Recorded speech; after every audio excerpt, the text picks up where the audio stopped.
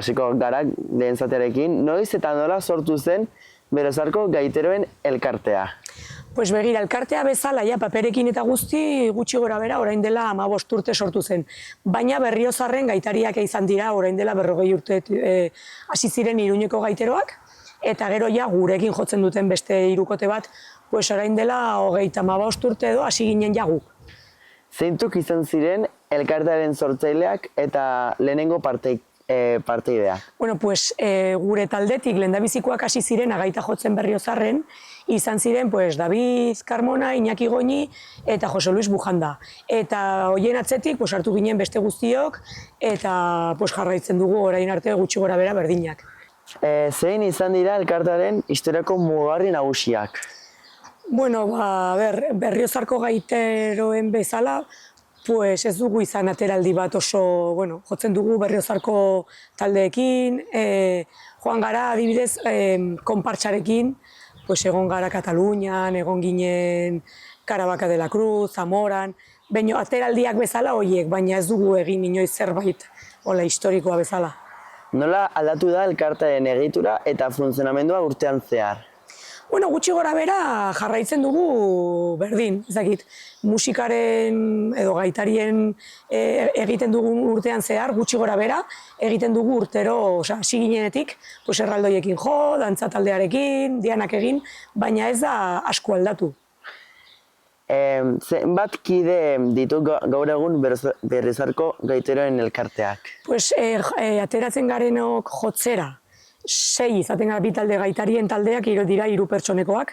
Orduan 6 izaten gara normalean eta orain sartu da beste berri batzuk eta 6, 9 gutxi gora bera. Zein adintarteko jendea dago elkartean? Bueno, zaharrenak nik uste du dituela 58 urte gutxi gora bera. Eta gaztetxoak orain sartu diren berriak 25, 28 gutxi gora bera. Zer musika tresna jotzen dituzte elkarteko kideek? Bueno, gaitariak bezala jotzen dugu gaita eta tanborra, baina bagaude beste taldean, batzuk nik adibidez musikaria naiz, nik musika irakaslea naiz, orduan nik jotzen du trompeta, ikasten ari naiz zeharkako txirula, jotzen du bombardino, eta badaude beste batzuk, beste taldean beste mutiko bat jotzen duela klarinetea, beste batzuk perkusiolaria da, baina gaitariak bezala gaita eta tanborra. Zeintzuk dira Berriozarko gaiteroen elkartearen helburu nagusiak? Bueno, pixka bat, bai Nafar eta bai Euskadiren folklorea ezagutzera, eta festak alaitzea, eta folkloreari buruz dagokion gauzak. Nola sustatzen du elkarteak musika tradizionala eta gaiteroen kultura? Bueno, guk egiten duguna da kalera atera musika. Orduan ikuste dut eszenario berenak kaleak dira. Orduan kaleetan jotzen dugu beti, noiz behinka kontzertu bat egiten dugu adibidez bandarekin lotuta eta beste musika tresnekin lotuta, baina garrantzitsuena da kalera ateratzera. Nola antolatzen dira elkartearen jarduerak eta ekitaldiak?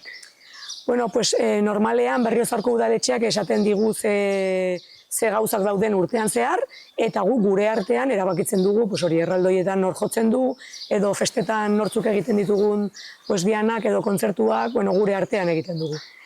Zein maiztezunekin biltzen dira kideak entxegetarako eta bilerak egiteko?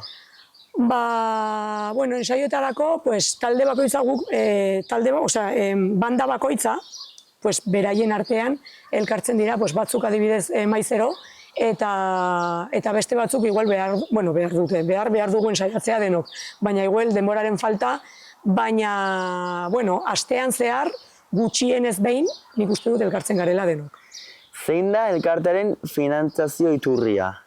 Udaletxeak eta orduan udaletxeekin egiten dugu nola esaten da, kontratazioa eta guk ateratzen gara beraiek esaten dute urtean zehar, egin behar duzue hau dena. Eta gero kumplitzen dugunean, pues ordaintzen dute taldeari, eta gero hortik guk ordaintzen ditugu taldearen gauza guztiak. Zein eremu geografikoetan jarduten du elkarteak gehien bat? Bueno, pues gehiena ateratzen gara Berriozarren bertan egiten ditugu ekitaldi gehienak. Baina Berriozarko konpartxan jotzen dugunez, pues Berriozarko konpartxa ateratzen denean nunbaitera, pues beraiekin joaten gara. Zein herri eta hiri bizitatzen dituzte sarritan bere jarduerak egiteko?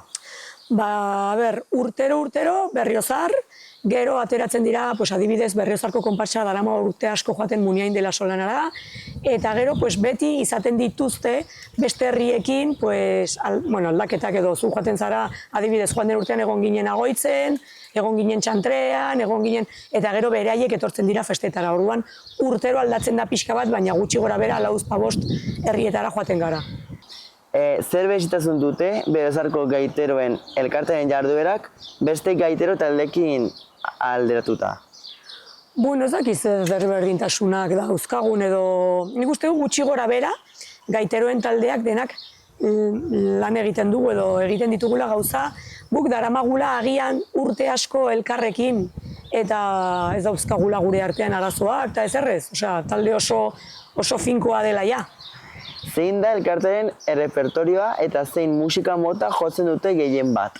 Gehiena jotzen dugulu erraldoietarako, bai kalejirak eta balsak, baita ere egiten ditugu asko dianak, gaitarekin badaude diana bereziak gaitarekin jotzeko, gero badago ere Berriozarren badago dantza talde bat, eta beraiek eskatzen digute urtean zehar ere beraiekin jotzeko, orduan, dantzak, eta baita ere festetan eta bailables egiten ditugu herritarako, larrain dantzarekin lotuta eta hori dena.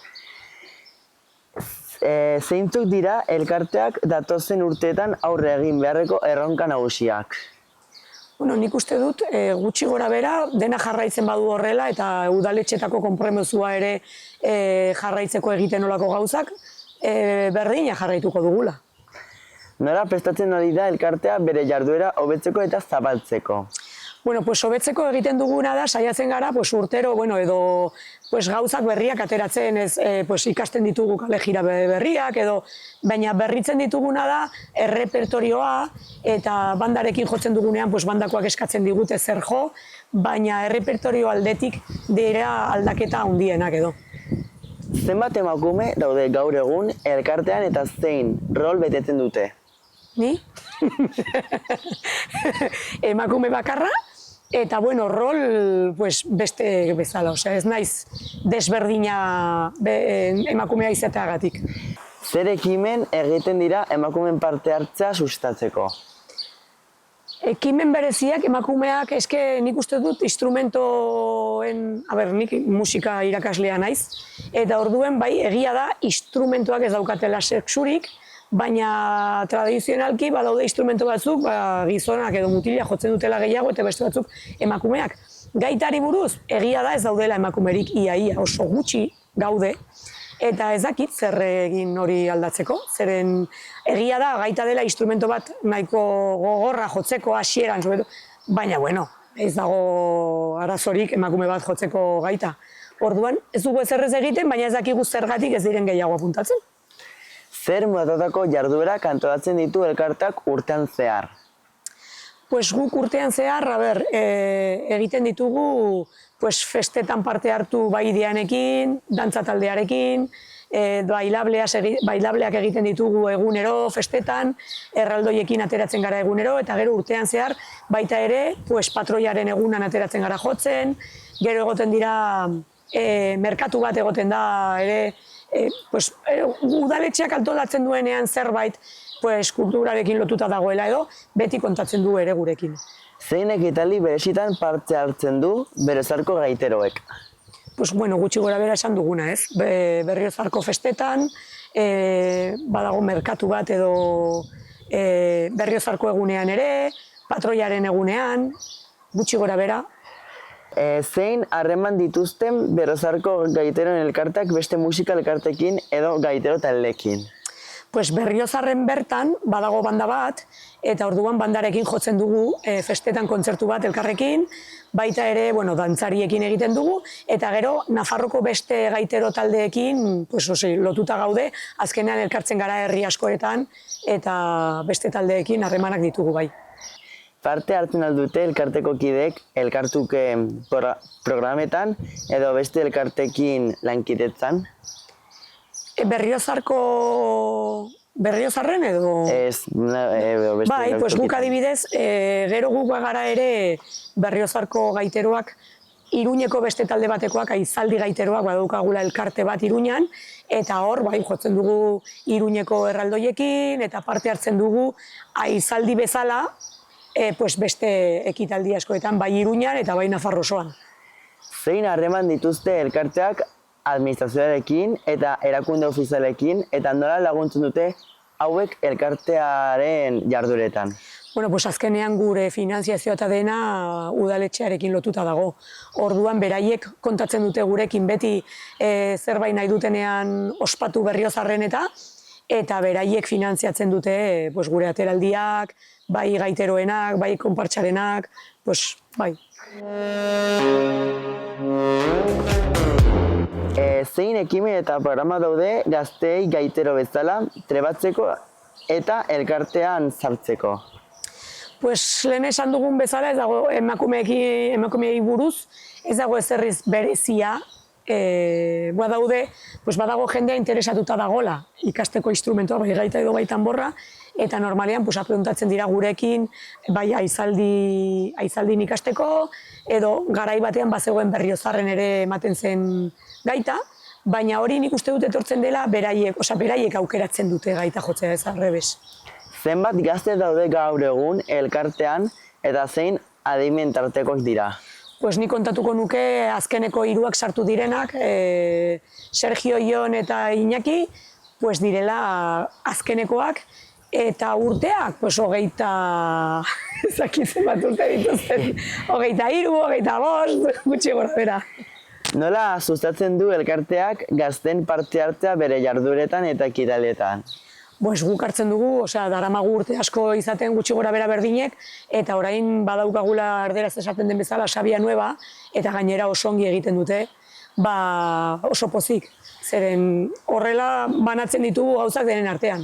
Zein da gazteen erreakzioa eta interesa gaitero izatearen eta musikaren tradizionalaren inguruan? Nik uste dut gaitari buruz jende gaztea ez dauka, hauek adibidez sartu direnak, musikariak dira batzuk ere, baina gazte orokorrean ez daukate interes asko gaitari buruz eta folkloreari buruz. Nik uste dut, berai musika interesatzen zen bazaio, beste instrumentuak edo beste erloetan sartzen direla gehiago. Zein erronkak dituzte gazteen inplikazioa mantentzeko eta adintzeko elkarteak? Eskeni gazteei buruz gauza da, adibidez, garai batean, bazkari batean ateratzen bazenuen bazkal ondoren gaita eta hasten ginenean jotzen, jendea hasten zen kantatzen eta oso polita, baina orain batzutan nabaritzen duzu gazteak ez daudela oso interesatuak, hasten zara jotzen, eta betikoak hasten dira kantatzen, baina noizbenka gelditzen zara pixka bat horrela molestatzen duzula bezala, eta hori lehen ezen gertatzen, zakit. Gazteen iritziak eta ideia kontuen hartzen aldira elkarteen erabakiak hartzerakoan eta jardurak antolatzerakoan? Eske gauza da gure instrumentoa eta gure ateraldiak eta ez daukatela ez dira asko aldatzen. Urteak pasata gero gaitaren mundua, ez da zerbait alduzula, badaude bai egiten ditugu, adibidez joan den urtea jo genuen metalezko beste talde batekin, eta holako gauzak, eta orain dela urte batzuk hartu genituen folkloreko kanta batzuk, eta sartu genituen beste instrumento batzuk, gitarrak, bajo, baina egia da, ez dela aldatzen gehiegi, urtean zehar dauden ekitaldiak. Metabersoaren 7 geruzak esparru kontzeptual bat dira. Metabersoa 7 eremu nagusitan banatzen duena, haren arkitektura eta garapena ulertzen laguntzeko. Geruz horiek azpiegitura teknologikotik hasi eta azken aplikazio eta esperientzietaraino estaltzen dituzte. Metabersoaren 7 geruzak hauek dira: azpiegitura, giza baliabideak, deszentralizazioa, esperientzia espaziala, giza eta makina interfaiz, monetarizazioa, aplikazioak eta edukia. Azpiegitura geruzak metabersoaren oinarri teknologikoak barne hartzen ditu, hala nola hodeiko konputazioa, abiadura handiko sareak, 5G eta 6G esaterako, eta hardware gailuak, errealitate birtualaren bisore gisa. Geruz horrek pertsonak eta metabersoa garatzeko eta mantentzeko behar den talentua ditu ardaz. Software garatzaileak, diseinatzaileak, eduki sortzaileak eta metabersoan lan egiten duten beste profesional batzuk biltzen ditu. Nola erabiltzen du elkarteak teknologia berria eta adimen artifiziala gaiturentzako musika tresna eta partiturak sortzeko edo hobetzeko? Pues begira, inteligentzia artifizialari buruz, ez dakigu ezerrez. Beste inteligentzia nahiko eskas ere. Ez, benetan, begira, ni naiz uste dut, orain berriak, etorri diren berriak ere, teknologi berriak erabiltzen ditugun, orain arte nik musikaria naizenik, musika irakaslea naizenik, horregatik erabiltzen ditut programak, bai, ez? Editatzeko partitudak eta holako gauzak egiteko, edo midiak pasatzeko, orain etorri diren berriak baita ere, ni suposatzen dut, erabiltzen dutela. Baina gaitari, partiturak egiteko, partiturak editatzeko eta holako gauzak, baina gaitari buruz, gaita instrumentoa bezala, pues inteligentzia artifizialarekin ez da haizea ateratzen. Baldago teknologiaren erabilarik online prestakuntza eta ikastaroak eskaintzeko gaitero berrientzat? Nik uste dut ez. Olako gauzak sortu ziren asko, klaseak, pandemian, ez? Klaseak ematearena eta online eta olako gauzak, egia da ongi egiteko olako gauzak behar dituzula aparatu eta aplikazioak eta gauzak oso zeren online emateko klase bat eskenik eman ditut pandemian. Trompetako klaseak online eta hori dena. Gaitarena ezinezkoa zen, ezinezkoa da soinuagatik eta, baina badakizue soinua eta irudia ez direla ailegatzen berdin, orduan da kriston movida egitea olako gauzak online. Baina, zuzenean, baina nik adibidez ez dut erabiltzen, eta klaseak eta dena zuzenean egin behar dura. Teknologia berriak eta adimen artifiziala erabiltzen dira elkartearen ekitaldiak eta kontzertuak transmititzeko edo zabaltzeko, edo grabatzeko? Ez dugu erabiltzen. Esaten dizut, erabiltzen dugu partiturak editatzeko, partitura berriak egiteko, gauza grabatzeko, midi batean, beste norbaiti pasatzeko, eta segun ze programa daukazun, soinu realak, baina soinu nik adibidez erabiltzen du Sibelius dela oso aurreratua eta oso ona, baina gaita soinua ez dago inoin. Nola erabiltzen du elkarteak sare sozialak eta beste online plataformak gazteen artean gaitero kultura sustatzeko? Gu daukagu ez Berriozarko gaiteroak bezala, baizik eta, uste du, Berriozarko gaiteroak bezala, gian ere, Aizaldi gaiteroak bezala badaukagu Facebook, Instagram uste du badagola ere, ez dakit, eskenik Instagram ez daukat. Orduan Facebooken bai, egin behar dugunean zerbait, presentatzen dugu eta bideoak grabatzen ditugu eta igotzen ditugu, baina, nik ez naiz oso trebea olakoetan, eta gure taldean, esaten duzuna, oraindik falta zaigu jende gaztea olako gauzak egiteko. Baldago proiekturik adimen artifiziala erabiltzeko musika tradizionalean analisia eta ikerketa egiteko elkartean? Nik uste dut ez. Eta azkenik, nola laguntzen du teknologia berriak elkartearen barne komunikazioa eta antolakuntza hobetzen? Komunikazioa esaten baduzu pues, WhatsAppa eta telefonoak eta hori dena, bueno, bai, zeren egiten duzu talde bat eta hor pues, kolgatzen ditugu, ekitaldiak, nor jo behar duen, dena gelditzen da, registratua, garai batean, pues hori, pues, telefonoz deitzen edo paper batekin apuntatzen eta hori dena. Gero esaten dizut, pues, bueno, partituraen aldetik, bai, pues, igotzen duzu drive batera partitura guztiak eta denok daukagu artxiboa, lehen garai batean denok bagenituen gure paperak, gure liburua, gure bakoitza berea, eta asko zailagoa zen bata besteari pasatzeko olako gauza. Gaur egun dena daukagu pues en la nube edo asko errazagoa da, olako, baina hori, olakoetan bai, asko erraztu duela lana.